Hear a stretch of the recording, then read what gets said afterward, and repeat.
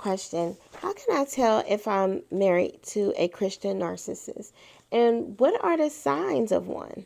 Well, quick answer, it's pure hell. And a Christian and a narcissist cannot be mixed like in the same phrase. So they're either one or the other, because a narcissist has a antichrist spirit, where a Christian, we are disciples of Christ. So you would know the difference by the fruit. When you're around this person, like what is coming out of their mouth, what are their actions? You can't go based on their church attendance, their position in the church, or anything like that. The only thing you have to go by is what Jesus told us in the Bible, in the red letters, where he said, you will know them by their fruit.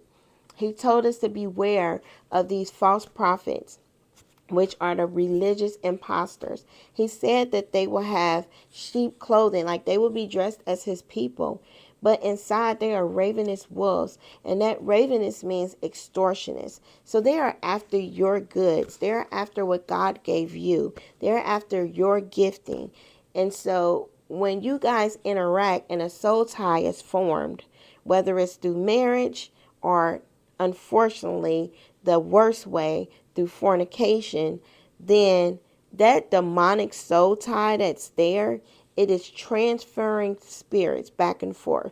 So while your gifting and good things that God may have had for you was all built up, now you're being depleted, and the narcissist is getting that, and then they're giving you their venom and poison, and so there's an exchange going on, and it's not in your best interest.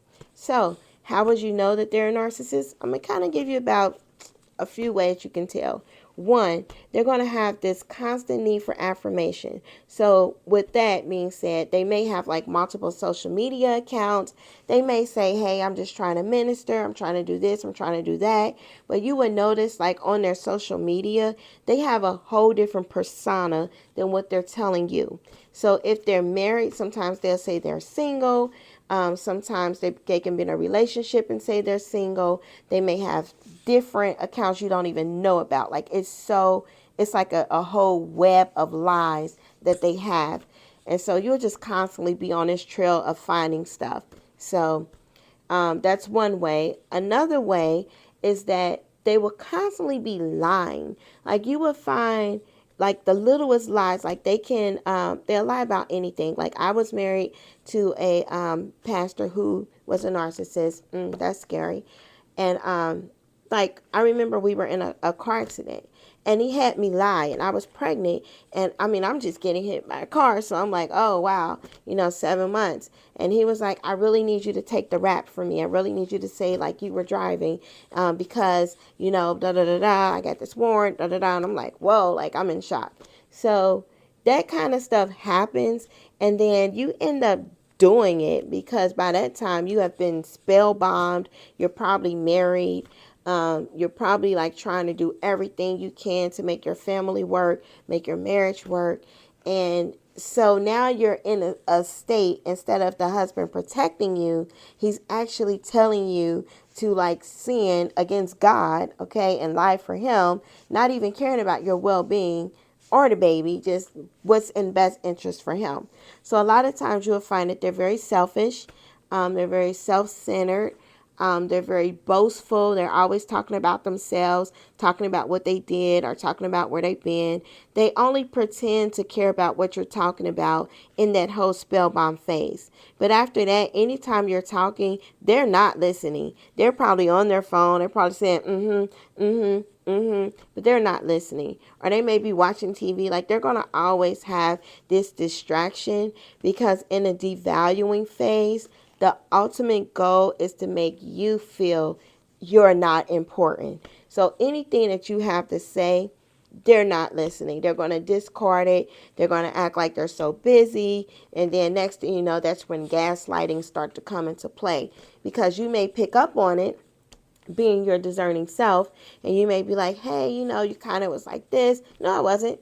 And then you be like, well, I mean, can we talk? Is something wrong? No, everything's fine.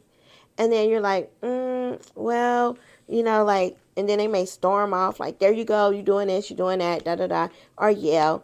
but oftentimes they move on very quickly. So once you're kind of in that devaluing phase, usually they're kind of grooming someone else to be a primary source of supply. So if you're married, they're probably grooming a mistress, or they probably grooming the next wife in line, or whoever else is going to fit this image and be totally controllable. Because if you're really a believer in Jesus Christ, you're not going to be 100% controllable, because ultimately Jesus, the great shepherd, is going to come for his sheep. And when he does, that spell, that witchcraft spell that they do, is going to start to be broken off your mind. Okay, because that's what they plant all these webs.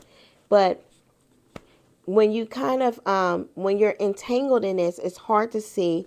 So some clear things is, because they operate in an antichrist spirit, you would know that all of their fruit is the opposite of the fruit of Jesus Christ. So if the fruit of Jesus Christ or the Holy Spirit, same fruit. If the fruit is peace, love, joy, gentleness, goodness, patience, self-control, faithfulness, if it's all of that, and virtue and all of that stuff and unconditional love, they're going to have one conditional love.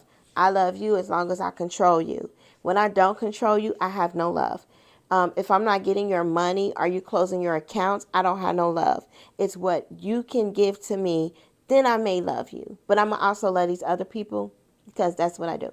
So that's how they think. It's so distorted and demonic and evil and wicked. The only way you can be free is to run from these people before they destroy your life. Okay. Then you have the peace, the gentleness, the goodness. They're very rude. They're very arrogant. You will often see them talk about people in a negative way. They have constant negative comments. Like, there's very little optimism.